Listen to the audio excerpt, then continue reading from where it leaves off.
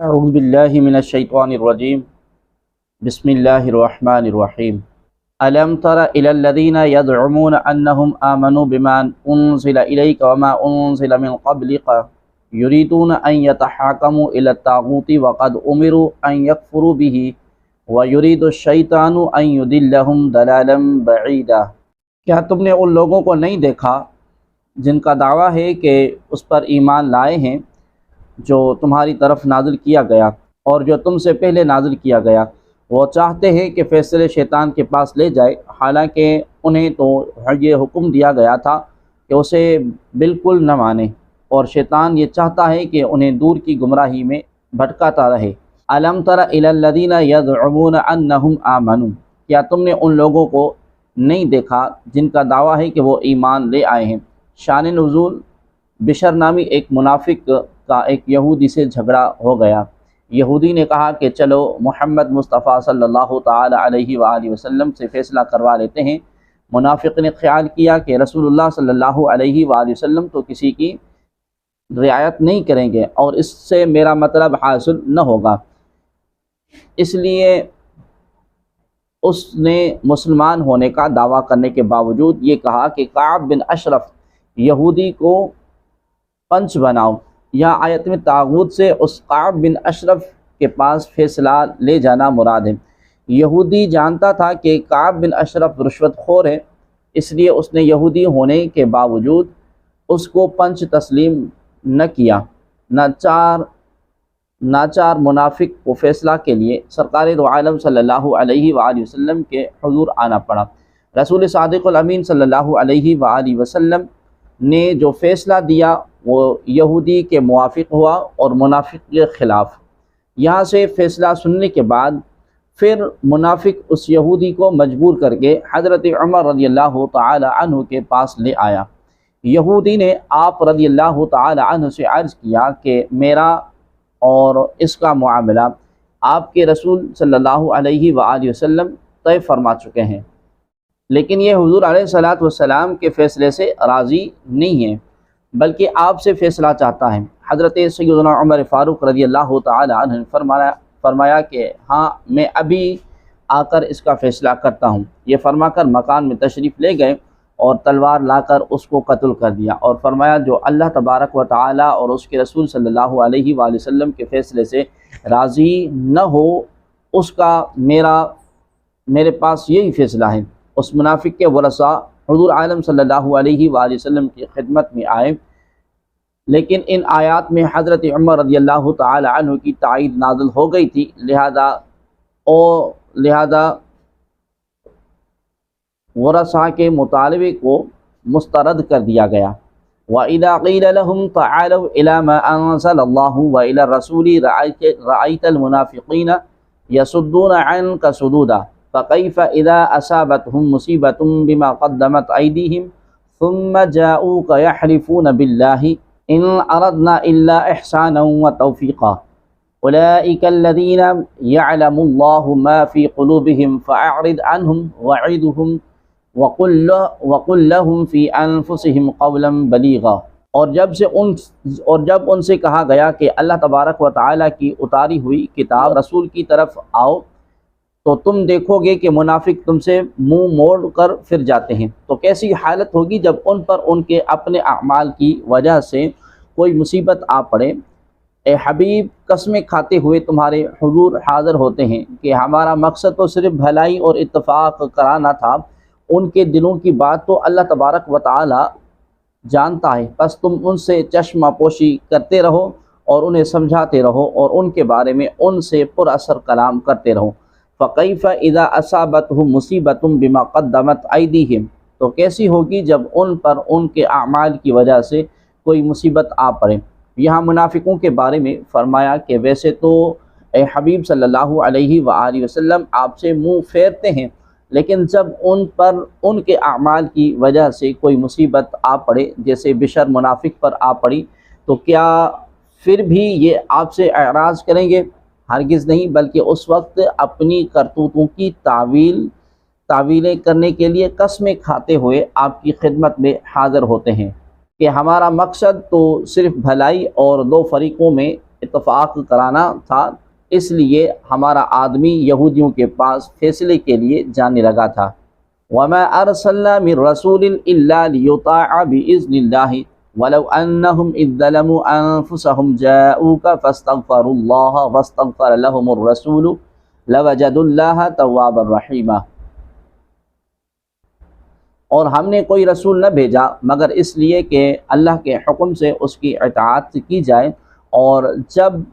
اگر جب وہ اپنی جانوں پر ظلم کر بیٹھے تھے تو اے حبیب تمہاری بارگاہ میں حاضر ہو جاتے، پھر اللہ سے معافی مانگتے اور رسول بھی ان کی مغفرت کی دعا فرماتے، تو ضرور اللہ بہت توبہ قبول کرنے والا مہربان ہے۔ وَمَا أَرْسَلْنَا مِن رَّسُولٍ إِلَّا لِيُطَاعَ، اور ہم نے کوئی رسول نہ بھیجا مگر اس لیے کہ اس کی اطاعت کی جائے۔ یہاں رسول کی تشریف آوری کا مقصد بیان کیا گیا ہے کہ اللہ تبارک و تعالی رسولوں کو بھیجتا ہی اس لیے ہے کہ اللہ تبارک و تعالی کے حکم سے ان کی اطاعت کی جائے۔ اس لیے اللہ تبارک و تعالی انبیاء اور رسول علیہ السلام کو معصوم بناتا ہے، کیونکہ اگر انبیاء علیہ السلام خود گناہوں کے مرتکب ہوں گے تو دوسرے ان کی اطاعت اور اتباع کیا کریں گے؟ رسول کی اطاعت اس لیے ضروری ہے کہ اللہ تبارک و تعالی کی اطاعت کا طریقہ ہی رسول کی اطاعت کرنا ہے، اس سے ہٹ کر اطاعت الہی کا کوئی دوسرا طریقہ نہیں ہے۔ لہذا جو رسول کی اطاعت کا انکار کرے گا وہ کافر ہوگا، اگرچہ ساری زندگی سر پر قرآن اٹھا کر پھرتا رہے۔ وَلَوْ أَنَّهُمْ إِذ ظَّلَمُوا أَنفُسَهُمْ، اور اگر جب وہ اپنی جانوں پر ظلم کر بیٹھے تھے۔ آیت کے اس حصے میں اگرچہ ایک خاص واقعے کے اعتبار سے کلام فرمایا گیا، البتہ اس میں موجود حکم عام ہے اور قیامت تک آنے والے مسلمانوں کو سرور دو جہاں صلی اللہ علیہ وآلہ وسلم کی بارگاہ میں موجود حکم عام بارگاہ میں حاضر ہو کر شفاعتیں طلب کرنے کا طریقہ بتایا گیا ہے۔ چنانچہ ارشاد فرمایا اگر یہ لوگ اپنی جانوں پر ظلم کر بیٹھیں تو اے حبیب صلی اللہ علیہ وآلہ وسلم آپ کی بارگاہ میں آ جائیں۔ یہ بارگاہ رب کریم کی بارگاہ ہے، یہاں کی رضا رب کی رضا ہے اور یہاں کی حاضری رب کریم کی بارگاہ کی حاضری ہے۔ یہاں آئیں اور اپنے گناہوں کی معافی طلب کرنے کے ساتھ ساتھ حبیب رب العالمین صلی اللہ علیہ وآلہ وسلم کی بارگاہ میں بھی شفاعت کے لیے عرض کریں۔ نبی مکرم صلی اللہ تعالی علیہ وآلہ وسلم ان کے لیے سفارش فرما دے تو ان لوگوں پر اللہ تبارک و تعالی کی رحمت اور مغفرت کی بارشیں برسنا شروع ہو جائے گی، اور اس پاک بارگاہ میں آ کر یہ خود بھی گناہوں سے پاک ہو جائیں گے۔ اعلیٰ حضرت عظیم البرکت مجدد دین و ملت الشاہ سیدی امام احمد رضا خان فاضل بریلوی رحمۃ اللہ تعالی علیہ فرماتے ہیں بندوں کو حکم ہے کہ یعنی نبی پاک صلی اللہ علیہ وآلہ وسلم کی بارگاہ میں حاضر ہو کر توبہ استغفار کریں۔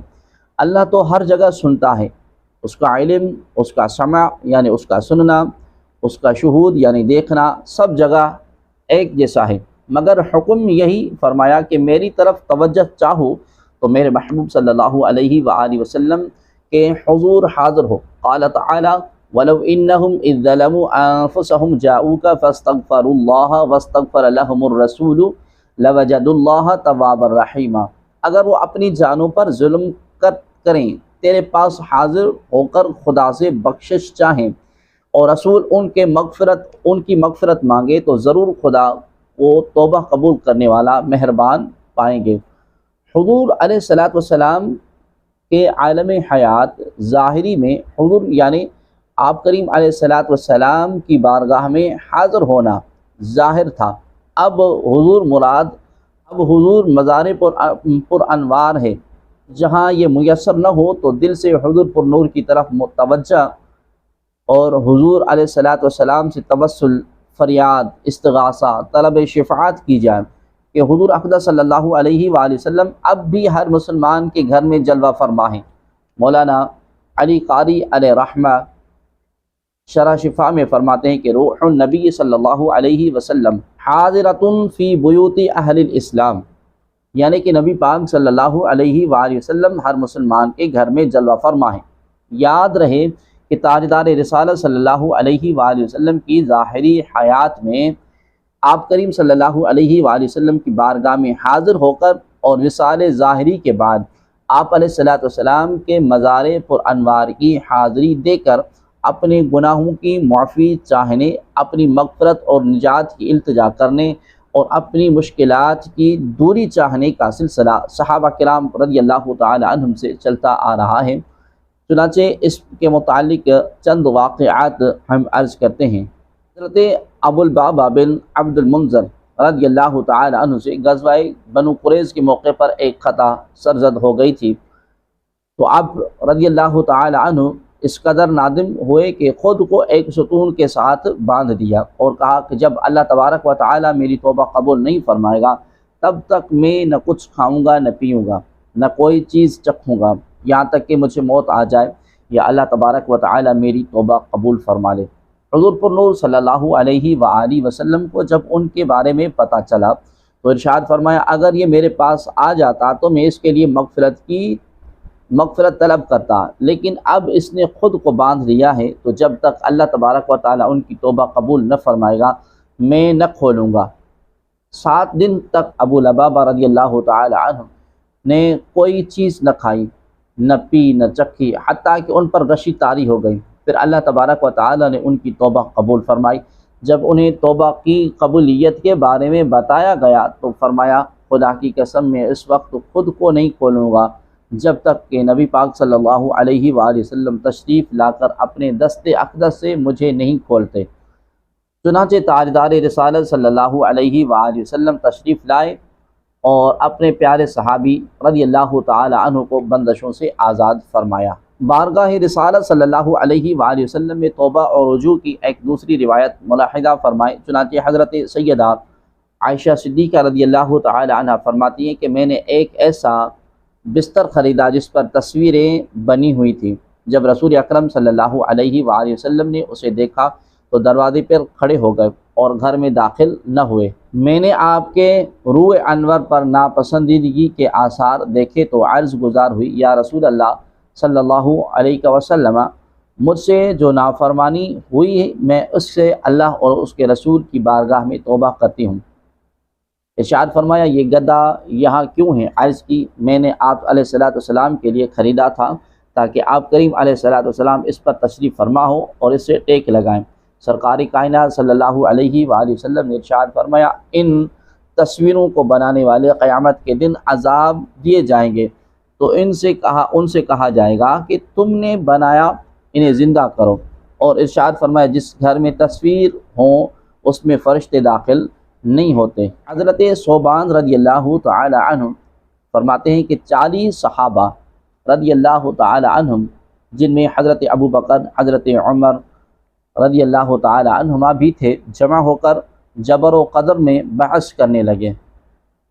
تو روح الامین حضرت جبریل علیہ السلام حضور عالم صلی اللہ علیہ وسلم کے دربار میں حاضر ہوئے اور عرض کی کہ یا رسول اللہ صلی اللہ تعالی علیہ وسلم آپ باہر اپنی امت کے پاس تشریف لے جائیں، انہوں نے ایک نیا کام شروع کر دیا ہے۔ چنانچہ حضور علیہ الصلوۃ والسلام اس حال میں باہر تشریف لائے کہ غصہ سے آپ کریم علیہ الصلوۃ والسلام کا چہرہ مبارک سرخی میں اس طرح نمایاں تھا جیسے سرخ انار کا دانہ۔ آپ صلی اللہ علیہ وآلہ وسلم کے رخسار مبارک پر نچوڑا گیا ہو۔ صحابہ کرام رضی اللہ تعالی عنہم حضور عالم صلی اللہ علیہ وآلہ وسلم کی اس کیفیت کو دیکھ کر کھلے بازو آپ رضی اللہ تعالی عنہ کے استقبال کے لیے آگے بڑھے اور ان کا حال یہ تھا کہ ان کے ہاتھ اور بازو کانپ رہے تھے اور عرض کی کہ تبنا الی اللہ و رسولہ، ہم نے اللہ تعالی اور رسول اللہ صلی اللہ علیہ وسلم کے دربار میں توبہ پیش کی۔ آپ کریم صلی اللہ علیہ وآلہ وسلم نے ارشاد فرمایا قریب تھا کہ تم اپنے اوپر جہنم کو واجب کر لیتے۔ میرے پاس جبریل امین تشریف لائے اور عرض کی کہ آپ علیہ الصلوۃ والسلام باہر امت کے پاس تشریف لے جائیں، انہوں نے نیا کام شروع کر دیا ہے۔ حضور عالم صلی اللہ علیہ وآلہ وسلم کی بارگاہ میں حاضری کا یہ طریقہ صرف آپ علیہ الصلوۃ والسلام کی ظاہری حیات مبارکہ میں نہ تھا بلکہ آپ علیہ الصلوۃ والسلام کی وصال مبارک کے بعد بھی یہ عرض معروض باقی رہی اور آج تک ساری امت میں چلتی آ رہی ہے۔ چنانچہ امیر المؤمنین حضرت عمر فاروق رضی اللہ تعالی عنہ کے دور خلافت میں قحط پڑ گیا تو صحابی رسول حضرت بلال بن حارث المزنی رضی اللہ تعالی عنہ نے سلطان دو جہاں صلی اللہ علیہ وآلہ وسلم کی قبر انور پر حاضر ہو کر عرض کی یا رسول اللہ صلی اللہ علیہ وآلہ وسلم اپنی امت کے لیے بارش کی دعا فرما دیجئے، وہ ہلاک ہو رہی ہے۔ سرکار کائنات صلی اللہ علیہ وآلہ وسلم نے خواب میں ان سے فرمایا تم حضرت عمر رضی اللہ تعالی عنہ کے پاس جا کر میرا سلام کہو اور بشارت دو کہ بارش ہوگی، اور یہ بھی کہہ دو کہ وہ نرمی اختیار کریں۔ حضرت بلال بن حارث رضی اللہ تعالی عنہ بارگاہ خلافت میں حاضر ہوئے اور خبر دی۔ حضرت عمر فاروق رضی اللہ تعالی عنہ یہ سن کر رونے لگے، پھر فرمایا یا رب میں کوتاہی نہیں کرتا مگر اس چیز میں کہ جس سے میں عاجز ہوں۔ ایک مرتبہ مدینہ منورہ میں شدید قحط پڑا۔ اہل مدینہ نے حضرت عائشہ صدیقہ رضی اللہ تعالی عنہ کی بارگاہ میں اس کی شکایت کی تو انہوں نے فرمایا کہ سرکار مدینہ صلی اللہ علیہ وآلہ وسلم کی قبر انور دیکھو اور چھت میں ایک روشن دان بناؤ حتیٰ کہ روضہ منور اور آسمان کے درمیان کوئی چیز حائل نہ رہے۔ اہل مدینہ نے جیسے ہی روشن دان بنایا تو اتنی کثیر بارش ہوئی کہ سبز گھاس اگ آئی اور اونٹ موٹے ہو گئے، یہاں تک کہ گوشت سے بھر گئے۔ بادشاہ ابو جعفر منصور نے حضرت امام مالک رحمۃ اللہ تعالی علیہ سے مسجد نبوی شریف میں مناظرہ کیا۔ دوران مناظرہ ابو جعفر کی آواز کچھ بلند ہوئی تو امام مالک رحمۃ اللہ تعالی نے فرمایا امام مالک رحمۃ اللہ تعالی نے اسے ڈانٹتے ہوئے کہا کہ اے امیر المومنین اس مسجد میں اپنی آواز اونچی نہ کرو، کیونکہ اللہ تعالیٰ نے ایک جماعت کو ادب سکھایا ہے۔ اس مسجد میں اپنی آواز اونچی نہ کرو کیونکہ اللہ تعالیٰ نے ایک جماعت کو ادب سکھایا ہے کہ تم اپنی آوازوں کو نبی اکرم صلی اللہ علیہ وآلہ وسلم سے بلند مت کرو، اور دوسری جماعت کی تعریف فرمائی کہ بے شک لوگ اپنی آوازوں کو رسول اللہ صلی اللہ علیہ وآلہ وسلم کی بارگاہ میں پست کرتے ہیں، اور ایک قوم کی مذمت بیان کی کہ بے شک وہ تمہیں حجروں کے باہر سے پکارتے ہیں، بے شک آپ صلی اللہ علیہ وآلہ وسلم کی عزت حرمت اب بھی اس طرح ہے جس طرح آپ علیہ الصلوۃ والسلام کی ظاہری حیات میں تھی۔ یہ سن کر ابو جعفر خاموش ہو گیا، پھر دریافت کیا کہ اے ابو عبداللہ میں قبلہ کی طرف منہ کر کے دعا مانگوں یا رسول اللہ صلی اللہ علیہ وآلہ وسلم کی طرف متوجہ ہو کر؟ فرمایا تم کیوں نبی پاک صلی اللہ علیہ وسلم سے منہ پھیرتے ہو، حالانکہ حضور علیہ الصلوۃ والسلام تمہارے اور تمہارے والد حضرت آدم علیہ السلام کے بروز قیامت اللہ تبارک و تعالیٰ کی بارگاہ میں وسیلہ ہیں، بلکہ تم حضور علیہ الصلوۃ والسلام ہی کی طرف متوجہ ہو کر آپ کریم صلی اللہ علیہ وآلہ وسلم سے شفاعت مانگو، پھر اللہ تعالیٰ آپ صلی اللہ علیہ وآلہ وسلم کی شفاعت قبول فرمائے گا۔ مروان نے اپنے زمانہ تسلط میں ایک صاحب کو دیکھا کہ حضور سید المرسلین صلی اللہ علیہ وآلہ وسلم کی قبر انور پر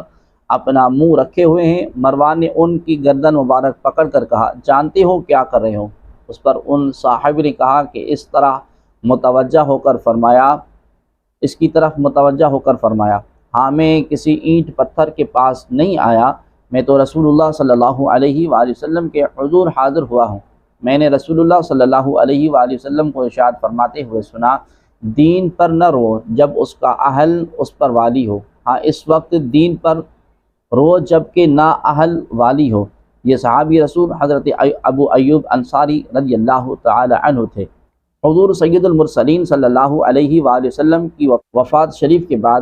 ایک اعرابی روضہ اقدس پر حاضر ہوا اور روضہ انور کی خاک پاک اپنے سر پر ڈالی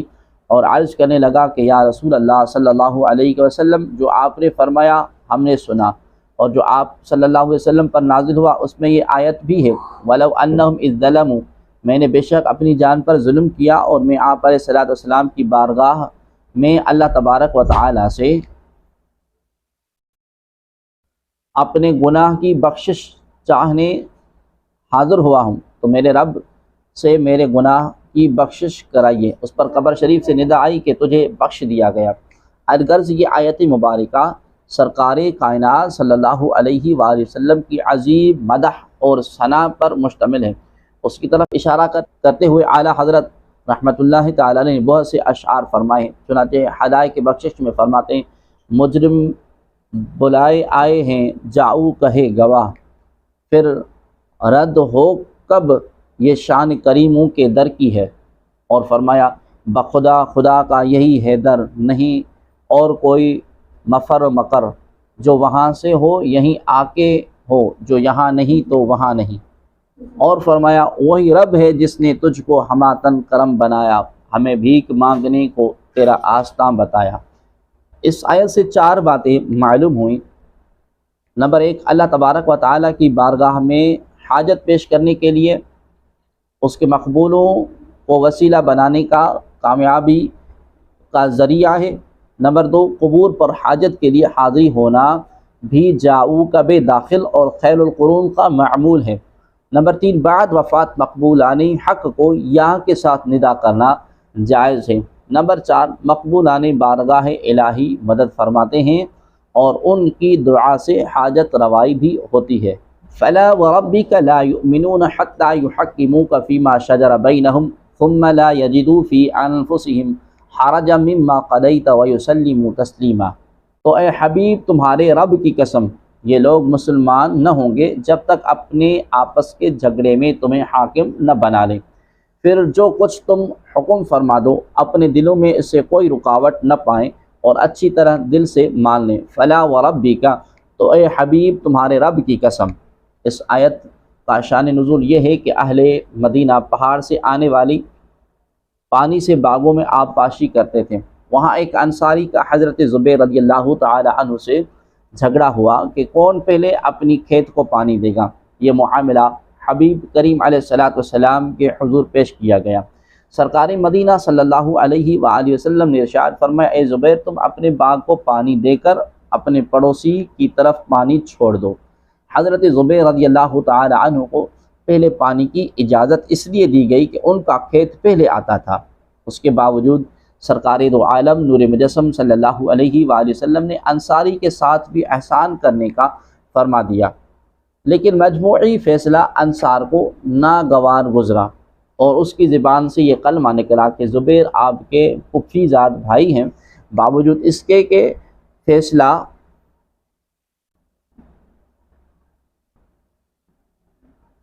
میں حضرت زبیر رضی اللہ تعالی عنہ کو انصاری کے ساتھ احسان کی ہدایت فرما دی، لیکن انصاری نے اس کی قدر نہ کی تو حضور علیہ السلام نے حضرت زبیر رضی اللہ تعالی عنہ کو حکم دیا کہ اپنے باغ کو سیراب کر کے پانی روک لو۔ اس پر آیت کریمہ نازل ہوئی اور بتایا گیا کہ حبیب خدا محمد مصطفیٰ احمد مجتبیٰ صلی اللہ علیہ وآلہ وسلم کے حکم کو تسلیم کرنا فرض قطعی ہے۔ جو شخص تاجدار رسالت صلی اللہ علیہ وآلہ وسلم کے فیصلے کو تسلیم نہیں کرتا وہ کافر ہے۔ ایمان کا مدار ہی اللہ کے رسول صلی اللہ علیہ وآلہ وسلم کے حکم کو تسلیم کرنے پر ہے۔ اس آیت مبارکہ سے 7 مسائل معلوم ہوئے۔ نمبر 1، اللہ تبارک و تعالی نے اپنے رب ہونے کی نسبت اپنے حبیب صلی اللہ علیہ وآلہ وسلم کی طرف فرمائی اور فرمایا، اے حبیب تیرے رب کی قسم۔ یہ نبی مکرم صلی اللہ علیہ وآلہ وسلم کی عظیم شان ہے کہ اللہ تبارک و تعالی اپنی پہچان اپنے حبیب صلی اللہ علیہ وآلہ وسلم کے ذریعے سے کرواتا ہے۔ حضور پر نور صلی اللہ علیہ وآلہ وسلم کا حکم ماننا فرض قرار دیا گیا، اس بات کو اپنے رب ہونے کی قسم کے ساتھ پختہ کیا۔ نمبر 3، حضور عالم صلی اللہ علیہ وآلہ وسلم کا حکم ماننے سے انکار کرنے والے کو کافر قرار دیا گیا۔ نمبر 4، تاجدار رسالت تاجدار مدینہ صلی اللہ علیہ وآلہ وسلم حاکم ہیں۔ نمبر 5، اللہ تبارک و تعالی بھی حاکم، حضور علیہ السلام بھی، البتہ دونوں میں لا متناہی فرق ہے۔ اس سے یہ بھی معلوم ہوا کہ بہت سی صفات جو اللہ تبارک و تعالیٰ کے لیے استعمال ہوتی ہیں، اگر وہ حضور علیہ السلام کے لیے استعمال کی جائیں تو شرک لازم نہیں آتا جب تک کہ شرک کی حقیقت نہ پائی جائے۔ نمبر 6، رسول کریم صلی اللہ علیہ وآلہ وسلم کا حکم دل اور جان سے ماننا ضروری ہے۔ اس کے بارے میں دل میں بھی کوئی رکاوٹ نہیں ہونی چاہیے، اس لیے آیت کے آخر میں فرمایا کہ پھر اپنے دلوں میں آپ صلی اللہ علیہ وسلم کے حکم کے متعلق کوئی رکاوٹ نہ پائیں اور دل و جان سے تسلیم کر لیں۔ نمبر 7، اس سے یہ بھی معلوم ہوا کہ اسلامی احکام کا ماننا فرض ہے اور ان کو نہ ماننا کفر ہے، نیز ان پر اعتراض کرنا، ان کا مذاق اڑانا کفر ہے اس سے وہ لوگ عبرت حاصل کریں جو کافروں کے قوانین کو اسلامی قوانین پر فوقیت دیتے ہیں۔ وَلَوْ أَنَّا كَتَبْنَا عَلَيْهِمْ أَنِ اقْتُلُوا أَنفُسَكُمْ أَوِ اخْرُجُوا مِنْ دِيَارِكُمْ مَا فَعَلُوهُ إِلَّا قَلِيلٌ مِّنْهُمْ وَلَوْ أَنَّهُمْ فَعَلُوا مَا يُوعَدُونَ بِهِ لَكَانَ خَيْرًا لَّهُمْ وَأَشَدَّ تَثْبِيتًا وَإِذًا لَّآتَيْنَاهُم مِّن لَّدُنَّا أَجْرًا عَظِيمًا وَلَهَدَيْنَاهُمْ صِرَاطًا مُّسْتَقِيمًا۔ اور اگر ان پر فرض کر دیتے کہ اپنے آپ کو قتل کر دو یا اپنے گھر بار چھوڑ کر نکل جاؤ، تو ان میں تھوڑے ہی ایسا کرتے۔ اگر وہ ہر کام کر لیتے جس کی انہیں نصیحت کی جاتی ہے تو ان کے لیے بہت بہتر اور ثابت قدمی کا ذریعہ ہوتا، اور ایسا ہوتا تو ہم ضرور انہیں اپنے پاس سے بہت بڑا ثواب عطا فرماتے اور ہمیں انہیں ضرور سیدھے راستے کی ہدایت دیتے۔ وَلَوْ أَنَّا كَتَبْنَا عَلَيْهِمْ، اور ہم اگر ان پر فرض کر دیتے، یہاں مخلص منافق سب کے اعتبار سے فرمایا جا رہا ہے کہ اگر ہم ان پر فرض کر دیتے کہ اپنے آپ کو قتل کرو یا اپنے گھروں سے نکل جاؤ، تو ان میں سے تھوڑے ہی ایسا کرتے، جیسا کہ بنی اسرائیل کو مصر سے نکل جانے اور توبہ کے لیے اپنے آپ کو قتل کا حکم دیا تھا۔ اس آیت کا شان نزول کچھ اس طرح ہے کہ حضرت ثابت بن قیس بن شماس رضی اللہ تعالی عنہ سے ایک یہودی نے کہا کہ اللہ تبارک و تعالی نے ہم پر خود کو قتل کرنا اور گھر بار چھوڑنا فرض کیا تھا، ہم اس کو بجا لائے تھے۔ اس پر ثابت رضی اللہ تعالی عنہ نے فرمایا کہ اگر اللہ تبارک و تعالی ہم پر فرض کرتا تو ہم بھی ضرور بجا لاتے۔ اس پر یہ آیت کریمہ نازل ہوئی کہ یہ کہنا تو آسان ہے، لیکن اگر واقعی ایسا حکم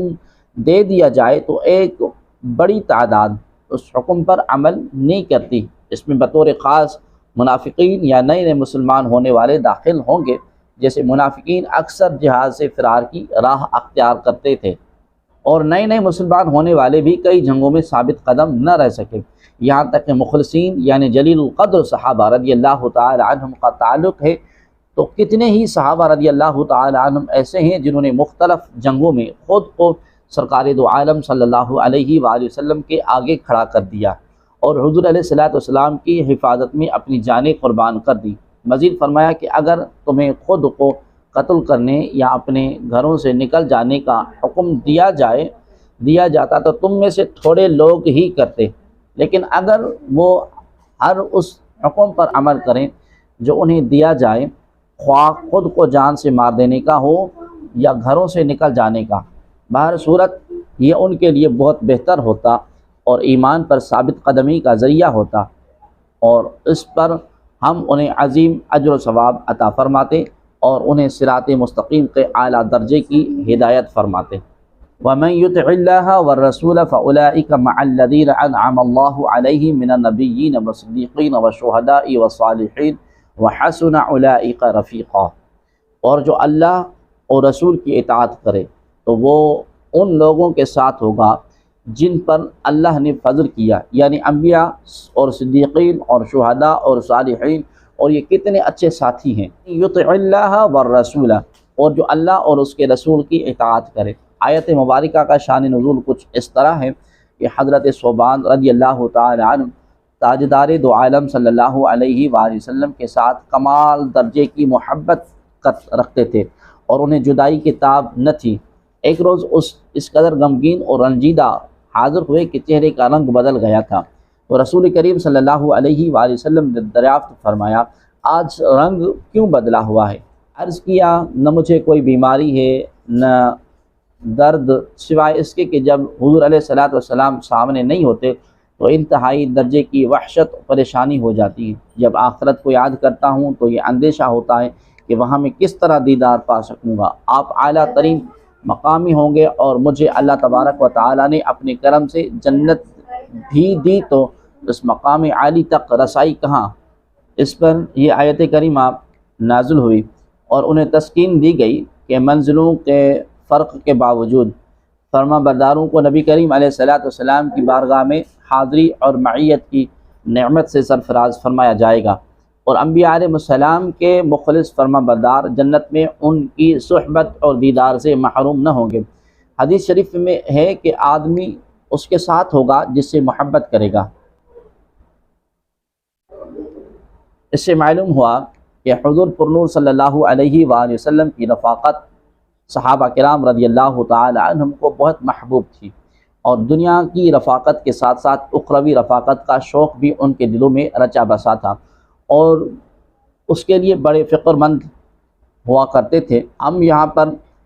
صحابہ کرام رضی اللہ تعالی عنہم کے شوق رفاقت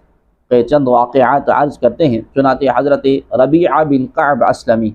رضی اللہ تعالی عنہ فرماتے ہیں، میں رات کو رسول اللہ صلی اللہ علیہ وآلہ وسلم کی خدمت اقدس رہا کرتا تھا، تو آپ کریم صلی اللہ علیہ وسلم کے وضو کے لیے پانی لایا کرتا اور دیگر خدمت بھی بجا لایا کرتا تھا۔ ایک روز آپ صلی اللہ علیہ وسلم نے مجھ سے فرمایا، سل مانگو۔ میں نے عرض کیا، اسألک مرافقتک فی الجنت، میں آپ صلی اللہ علیہ وسلم سے جنت میں آپ کا ساتھی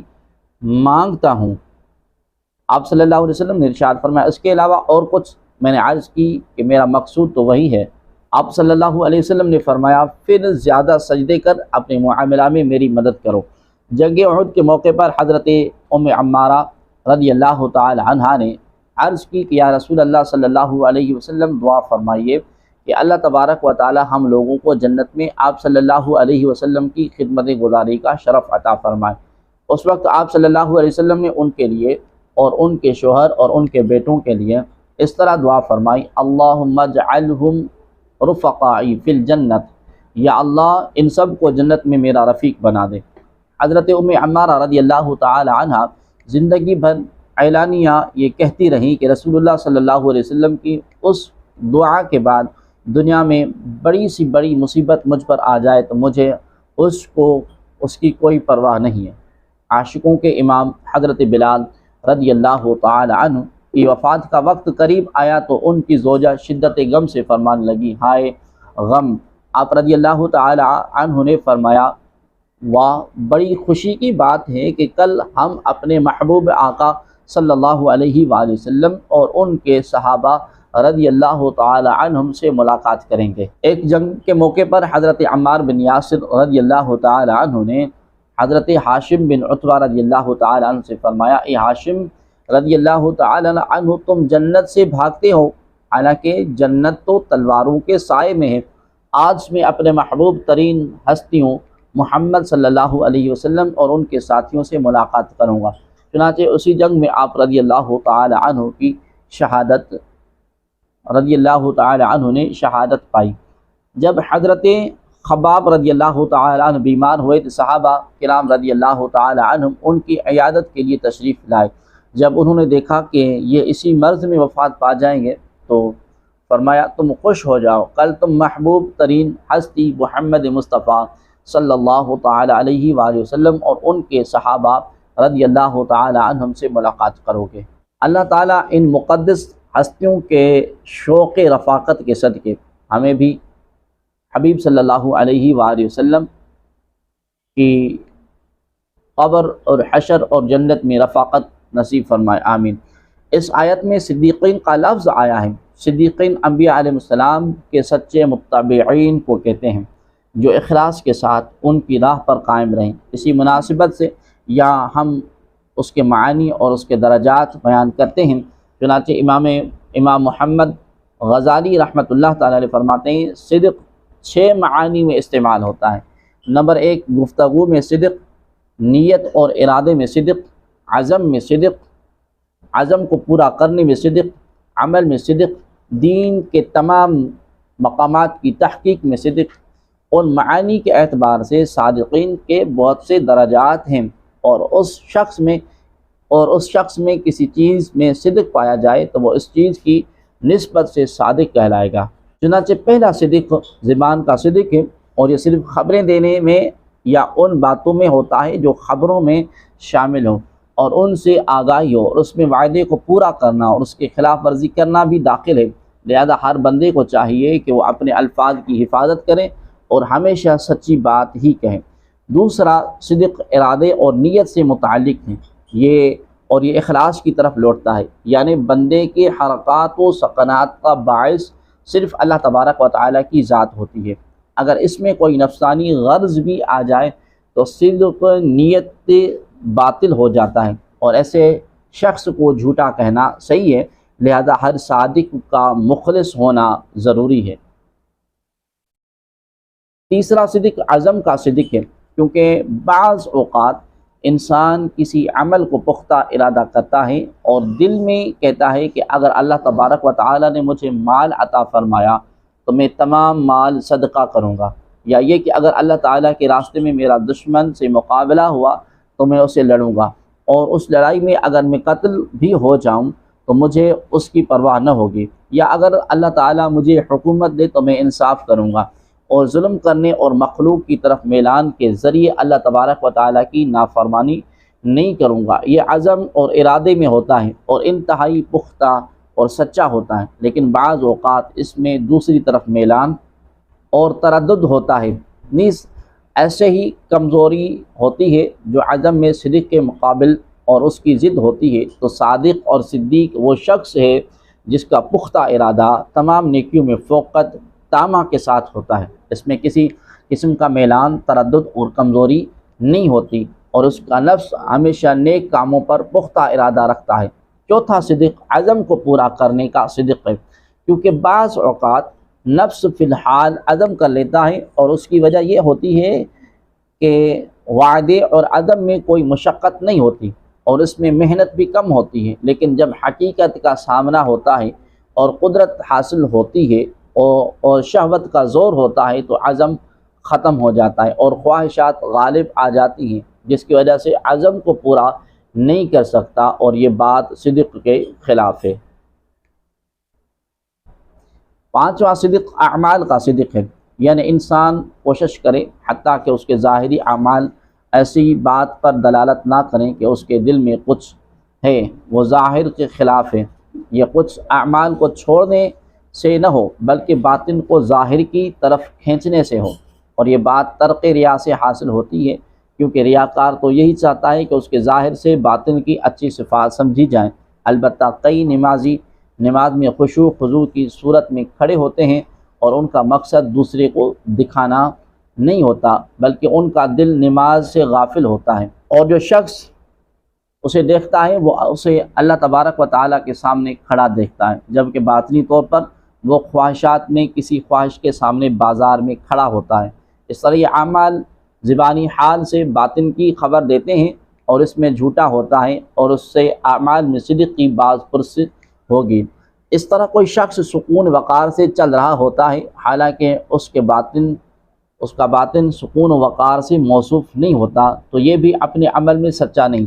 اگرچہ اس کی توجہ مخلوق کی طرف نہ ہو اور نہ ہی وہ ان کو دکھا رہا ہو۔ خلاصہ یہ ہے کہ اگر ظاہر کا باطن کے خلاف ہونا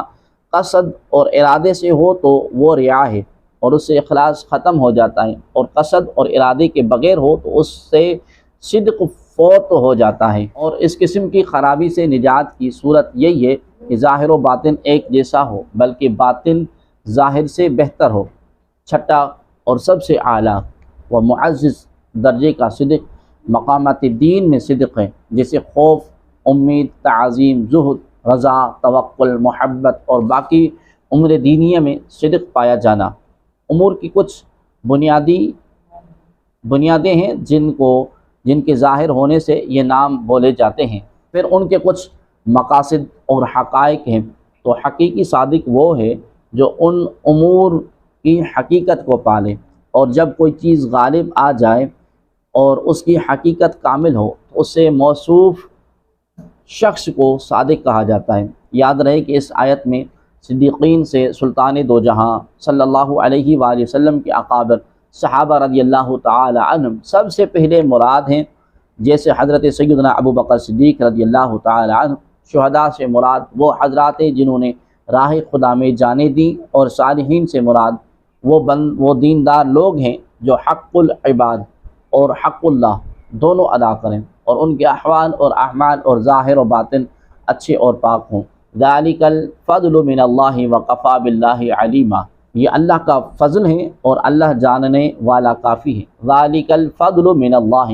یہ اللہ کا فضل ہے۔ معلوم ہوا کہ جنت میں حضور انور صلی اللہ علیہ وآلہ وسلم کا قرب جنت کی بہت بڑی نعمت ہوگی، کیونکہ اللہ تبارک و تعالیٰ نے اسے بطور خاص فضیلت میں شمار فرما لیا اور اسے اپنا فضل قرار دیا۔